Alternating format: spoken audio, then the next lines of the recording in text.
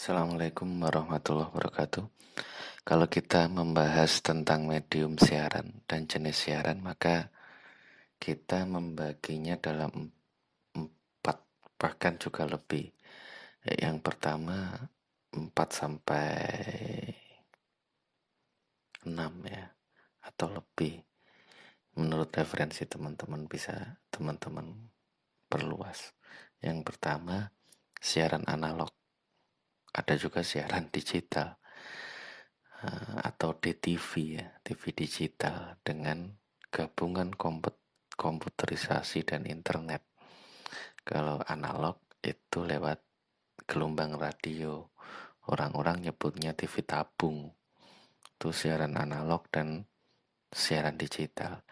Yang kedua yaitu penyiaran network melalui e-radio, melalui live streaming, itu network internet dominan menguasai segalanya 4.0. Yang ketiga, penyiaran komersil, SCTV, Trans, dan lain-lain. Ada yang berlangganan BBC, Al Jazeera, dan juga komunitas. Komunitas itu di bawah lembaga atau yayasan, perusahaan. Nah, kalau penyiaran nasional itu di bawah pemerintah. Tapi umumnya kalau yang perusahaan itu mengarah ke penyiaran yang komersil. Nah, kenapa terbagi seperti itu? Karena itu larinya pada pendapatan sponsor. Kalau kayak BBC TV, itu Al Jazeera itu mendapatkan sponsor 100% karena berlangganan. Mendapatkan pendapatannya itu lebih banyak. Berbeda dengan TV-TV swasta di bawah pemerintah yang secara aturan itu harus menyumbangkan sebagian iklannya untuk TV pemerintah. Nah, kalau untuk TVRI sendiri itu merupakan stasiun komersil juga, tetapi ada batasan penerimaan iklan yang berbeda dengan TV-TV komersil, TV swasta yang ada di Indonesia. Nah, kemudian kalau kita membicarakan tentang TV semua itu ya, mulai satelit, berlangganan, kemudian komunitas, kemudian pemerintah, analog, digital, nah semua itu memiliki perbedaan pada dari segi kualitas sinyal, cakupan penggunaan, banyaknya channel, termasuk bandrol harga.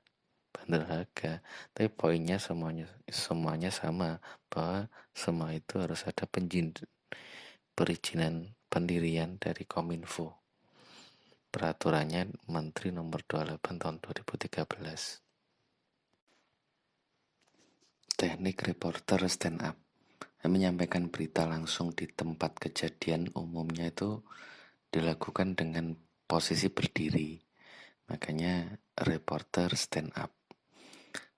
Ini merupakan kesulitan tersendiri. Tidak hanya mental, mindset, kemampuan improve, ilmu pengetahuan, banyaknya bacaan, kuatnya dalam menulis itu mempengaruhi reporter dalam membuat catatan langsung, pointer-pointer ataupun ucapan sebagai konten berita yang langsung atau record yang disampaikan. Maka kemudian reporter yang melakukan stand up itu terbagi menjadi 4 menurut Askurify Baksin 2006 ya. Yang pertama, reporter on the spot and on the screen, terlihat langsung di lokasi kejadian. Yang kedua, on the spot but off screen, hanya merekam narasi. Kemudian yang ketiga, off the spot but on the screen, jadi ada setting audio yang setting studio yang digunakan.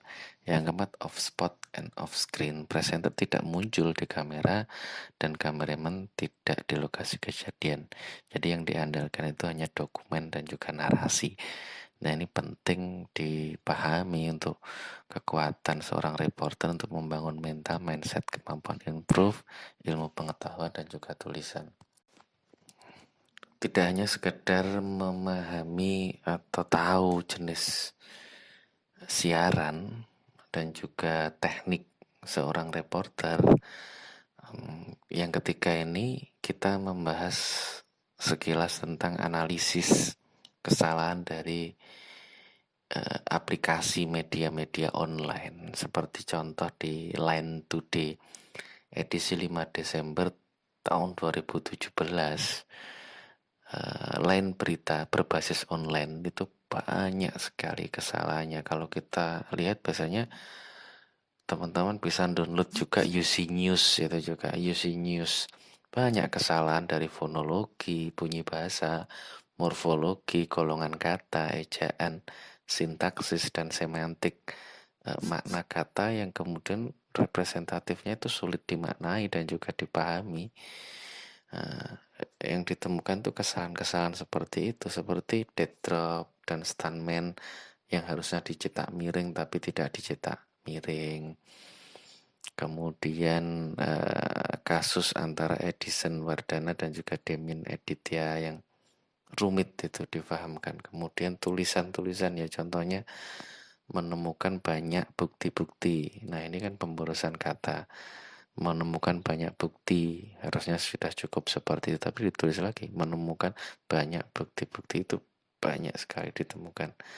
Line Today, kemudian UC News, itu teman-teman bisa download dan juga lihat. Bahkan beberapa berita-berita yang hoax, kemudian berita yang sudah 5-7 tahun yang lalu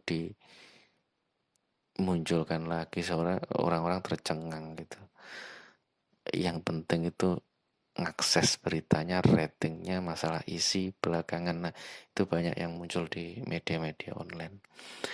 Nah itu, nah teman-teman kira-kira dari jenis siaran, kemudian tekniknya saat reportase di lapangan, dan juga analisis kesalahan dalam penulisan berita yang dominan atau pengucapan, kira-kira teman-teman dapat apa dari poin-poin sederhana yang disampaikan ini?